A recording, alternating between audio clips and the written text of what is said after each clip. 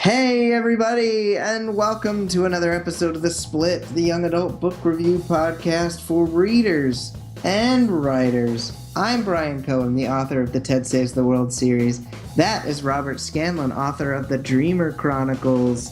And if you're watching on the video, he's changed his shirt for we taped 3 episodes today. He's changed his shirt twice, and I haven't changed it at all, so...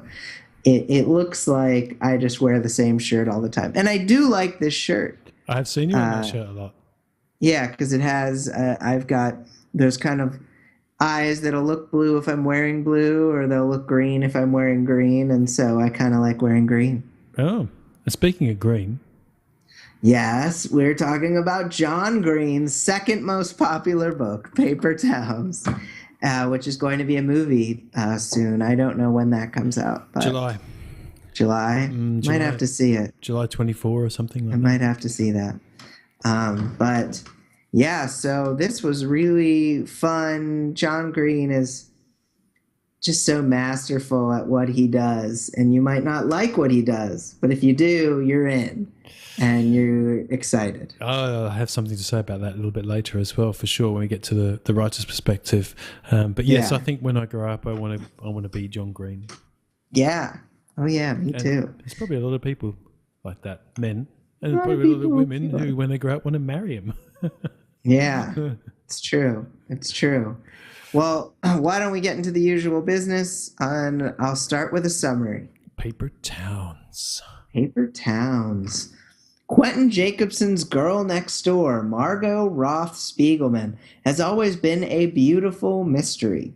When she enlists his help in an all-night revenge campaign, Quentin thinks his love may finally be realized, at least until she disappears, leaving a trail of indecipherable breadcrumbs in her wake.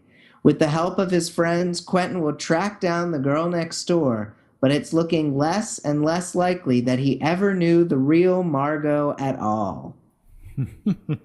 I say it every time. I'm going to get you to write my book descriptions. But first... I'm happy to do that, You've got to read my books first, though. I know. I'm sorry. When they're on audio, huh?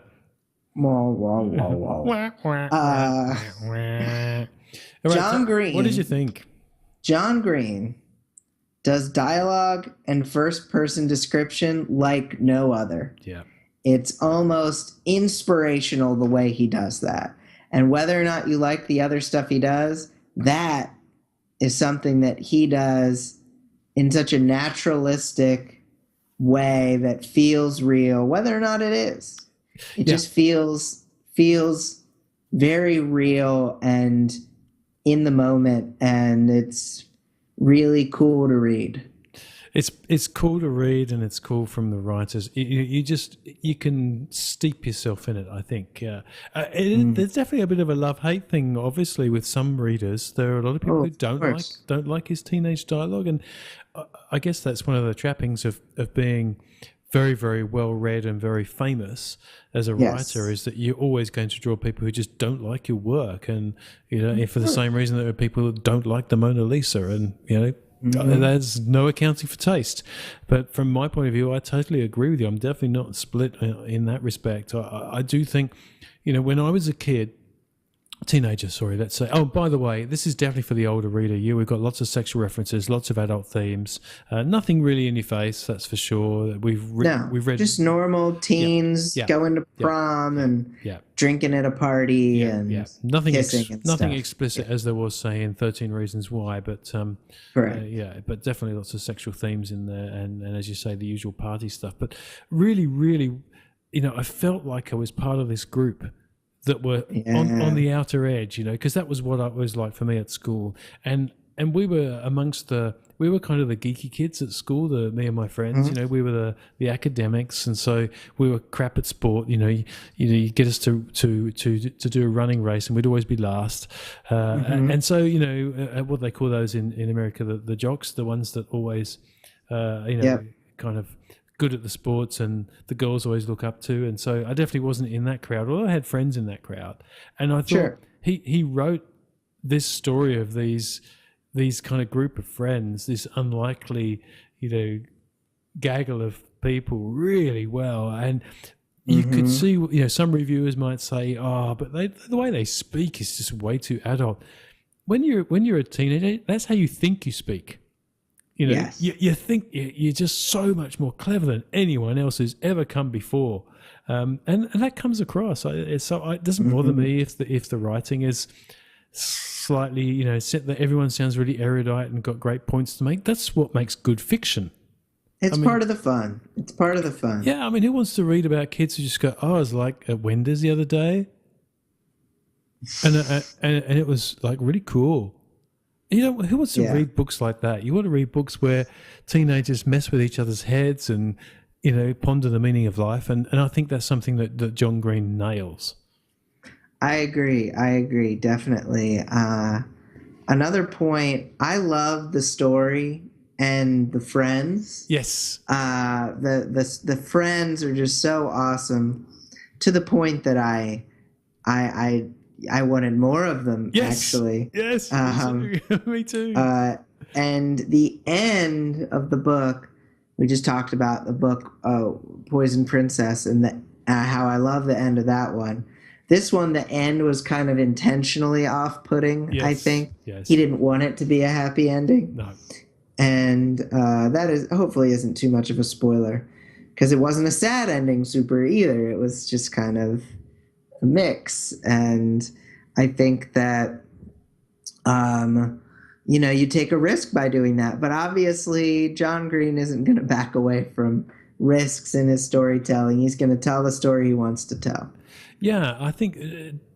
Don't you think it was quite suited, the ending, that is, to the whole idea of coming of age? Completely. Because this is set in the senior year of school. Mm-hmm. And so they're all kind of thinking, well, actually, are we going to see each other again? We've been this tight group of people. Some of us have even lived next door to each other. And then you get to 18... and everyone's world just splits up, and how many of your high school friends do you still stay in touch with and see on a regular basis? Maybe it might. Yeah, just a couple. Yeah. Yeah, it's none for me, because I've moved hemispheres,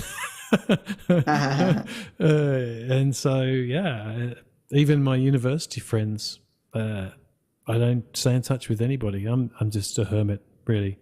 That's what it is. Don't have any friends. But let's not go there. I love the way... I'm your friend, Robert. You are. You've always been my friend. And reading these books together is a great way of getting to know somebody, actually, because you do... I would recommend anybody, writer or reader, have a reading group. If you love reading, there's nothing more wonderful than reading a great book and then sharing that great book with somebody else who's just read it the same week or month. I think it's really good fun, because you can talk about things like the clues, all these clues that John Green had to seed through there, that Margot supposedly left for Q, who they end up calling Quentin. I like their nicknames for each other. I think it's hilarious. Oh yeah, the radar, the token black. It's great. So funny. And the description of when they said he was radar, it's like, oh, he kind of looks like Radar for MASH, but then he got contacts and he's black, not white, but we call him Radar. And that's right, and he's not fat anymore, but the name kind of stuck. And so I think, I don't know how John Green does this. How old is he? Is he in his late 30s? He's in his late 30s, yeah.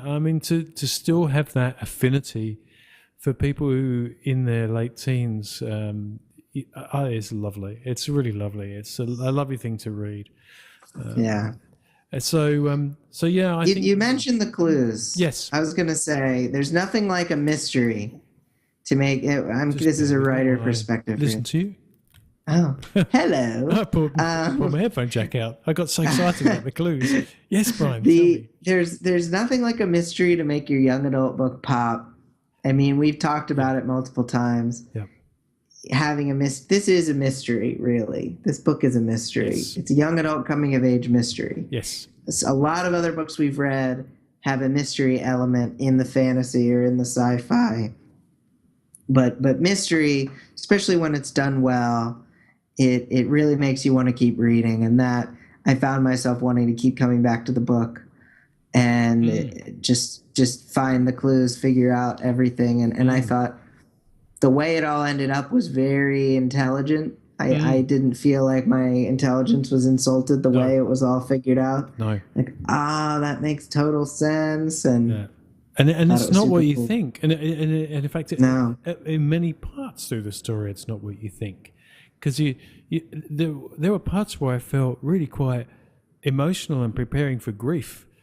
And he leads you down these red herrings and Margot's clues aren't always very easy to puzzle out, and to puzzle them out you've got to puzzle out Margot, and that's where Quentin starts to realise he had this idea of people that isn't what it seems to be, which is what coming of age is all about. You just start to understand that people are complex and have inner ideas about themselves that they may even never express to you, even if you've lived next door to them for all your life. Yeah, that's true. That's true. I mean, that's deep, man. That is deep. I think we've all had that girl next door, mysterious person, whether or not they live next door, who we wanted to meet and understand. And I think the way Green embodies that concept in the book is just really, really interesting. It really gets you thinking. Yeah, and you may not like Margot, by the way. I mean, there were reviewers who liked the book, but Margot's self-preoccupation annoyed them. But so be it. This is fiction, This is in a way, she's the antagonist. Yeah, I think at several points while I was reading it, I was thinking Margot's ruining their senior year, and yes. It's all she's about her. Kind of a jerk. But I've had I've had crushes in my day on people that I liked the idea of them maybe more than I liked the person. Yes. And the person didn't always treat me the best. Yes. But I clung to that idea so hard, and I think that ended up being bad for both people. Yes. Clinging to that idea so hard. And this is something I think, I suppose we're probably starting to move into a writer's perspective now. That's something that John Green has done so cleverly to make you go through that character arc of Quentin's of, having this obsession with Margot and a lifelong, or a childhood at least, experience of growing up with her. And then they kind of grow apart a bit, but then he just starts to really idolise her. And having to then take that idolatry and figure out who she really is, and then shift that on several occasions as the mystery unfolds. So yeah, it's very cool. And with the mystery, Quentin couldn't have done it without his boys. Yes. And I love Ben and Radar. Yeah. I kind of wish they would have gotten a little bit of a send off at the end. Yeah. Because the end. Yeah. You've got what they end up discovering. You've got Ben and Radar kind of tell somebody off, and then they're gone. And that's their last lines in the book, is them telling somebody off. Yep. And I thought I was a little saddened by that, because they just were so important, and they were in the book more than Margot. They were in the book.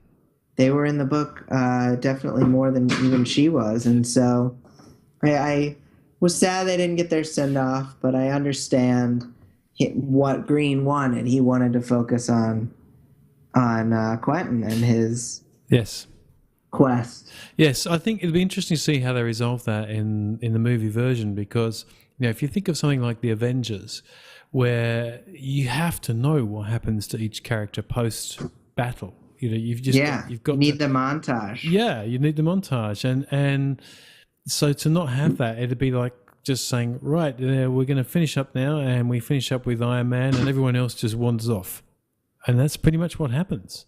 In this, so I think I totally agree with you there that they were more than sidekicks to me. They were main characters, and yet you could justify it from a writer's perspective, saying, that is what happens in the senior year. You drift apart, and maybe the last words you speak to someone and say, yeah, catch you around sometime, dude. And then you never, ever speak to them ever again in your life. Yeah, it's very possible. And maybe the next thing you hear about them is when they die. Yeah. And so I think he somehow evokes this in the book. And there was one thing. May I continue? Yeah, I'm all done on my writer takeaways. Well, go to town. This usual. Well, I've got two more things really. Do it. One thing is if you came late to the John Green party, and so if you came to John Green through The Fault in Our Stars, which probably most of his readership did, most of his current readership did, as I did. And having said that, he's had a massively strong following way before that, people who love his work. Now, this book, Paper Towns, was published in 2009. The Fault in Our Stars was, 2014? I think earlier. Maybe, I think you're right. Yes, you're right. 12, 13. Yeah. Anyway, apologies to you, the listener, for not knowing that. I should be up on my stats. However, this was clearly before. And I would, once you've read the book, go and look at the Amazon reviews from 2009 and compare them to the 2014 and onward reviews. Mm-hmm. We've had this happen before, where people have loved a particular work and then I've got to have more. Like you've just thought, oh, I want more Radar, I want more Ben, I want more Lacey even, and so they've done that and they've gone and read Paper Towns as his, as you say, second most popular. Well, maybe Looking for Alaska is also up there, I guess. Yeah, they're probably around. Probably about the same. And knowing that it's going to be a movie, they've come in and read it, and they kind of dissed it. And I think it was it was really unfair. It's a different book, and it's, to me, as good actually, if not, about a really in-your-face topic in the same way that The Fault in Our Stars is. But the writing is as good quality-wise, I believe. And I take issue with some of the ending of The Fault in Our Stars. I didn't think that was particularly well done. I think the ending of this one is actually better. Yeah. So, I don't know. I agree, because I liked this book a lot. It's different than Fault in Our Stars. So exactly. So when we're famous, we're going to have to put up with people going back and reading our earlier works and giving us some 1 stars. Yeah, they're going to trash Serena's Nightmare, even though I love Serena. She's my favorite character. So you'll just be swimming in your dollar bills, and you won't have to worry about it. I'll be cool with that. I'm always cool. It's part of the journey. I mean, what can you do? Yeah. And the other thing I would say from a writer perspective, and I think this is a small issue with the book, is that there are times where John Green seems to be speaking his opinions through the mouths of Q or Margot. So you do get dangerously close to the edge of preaching in a couple of occasions there where I'm reading it, I'm thinking, okay, enough with the philosophy of life. I've heard it. And don't get me wrong, I think it was done really, really well throughout the book. There were just a couple of occasions where I thought he went 2 or 3 paragraphs too far. Didn't need to come. But then again, maybe that's what some people like about it. True. So it's tough to know. So you mean my personal opinion isn't the opinion? What? Craziness. Well, then we just have to leave people with our takeaways then. Yes, we do. You want to go first or second? I'll take it away. First, I think this is a great teenage puzzle, and it's well told through the thoughts and actions of its characters and through nothing else. And what better way to live a story than through the thoughts and actions of its characters, in particular when you actually only really all see it through the point of view of Quentin. So that's cleverly done. Yeah. I agree with that. And speaking of the teen stuff, if you write in young adult and your dialogue and description are rich with teen-sounding speak, people will flock in droves because it's so easy to tell when it doesn't sound like real kids. So when it actually does, and even if the slang is slightly off, like, I think he uses that to his advantage with Ben, who always says honey bunnies. Yeah, it's good. And it's just so funny. And obviously no one really says that, but it's so funny that it just totally works. Yeah, exactly. It's just like, Seinfeld or Big Bang Theory, or something where people have just got particular character traits, and I think he uses those really, really well. So yeah, thanks for pointing that out.